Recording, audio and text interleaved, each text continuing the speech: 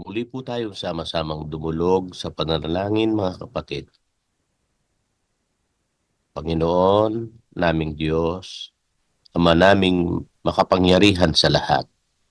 Sa pangalan po ng aming Panginoong Hesukristo, nagpapasalamat po kaming muli, Ama, sa mga butil ng katwirang amin pong natututunan. Nawa, maisimpan po namin sa aming mga puso, malakaran namin sa bawat araw na ipinagkakaloob mo po sa amin upang wag na po kaming maligaw pa sa buhay na ito sa pagkakilala po namin sa iyong mga banal na katotohanan, kundi makapagtanggapan po kaming mga magkakapatid, laging magkaisa ng pag-iisip sa pagpapatuloy po namin ng panghahawak sa mga katwirang itinuturo mo po sa amin.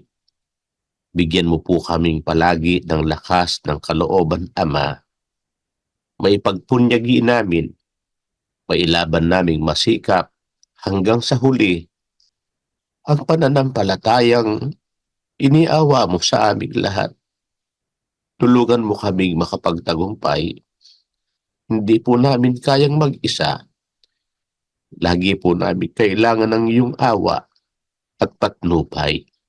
Sana ihangga mo po kaming mga magkakapatid hanggang sa maabot po namin ang pangarap namin, maging dapat po kami sa ipinangangako mong buhay na walang hanggan.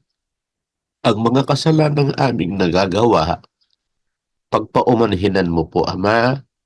Ngayong kami po ay nagpatawad na rin sa mga nagkulang sa amin. Samahan mo kaming lahat, lalo na po ang aming mga sambahayan, ang aming mga anak. Magpagaling ka rin po sana ng aming mga karamdaman ng lupang katawan, lalo na po ng aming mga kaluluwa. Maraming salamat po, Panginoon, sa lahat ng iyong pagmamahal. Sa pangalan ng aming Panginoong Hesukristo.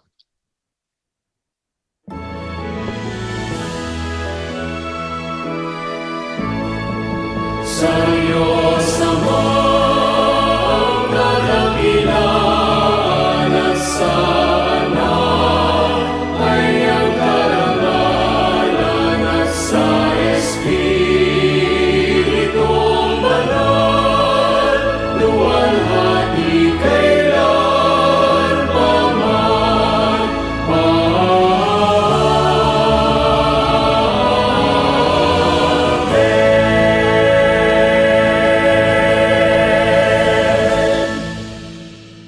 At ngayon mga kapatid, tanggapin natin ang pag-ibig ng Diyos Amang suma sa mga langit, ang biyaya at pagpapagaling ng ating Panginoong Hesukristo at ang pakikipisan ng kanyang banal na Espiritu mamalagi nawa sa ating mga puso at sa ating mga anak magpakailan-kailan paman.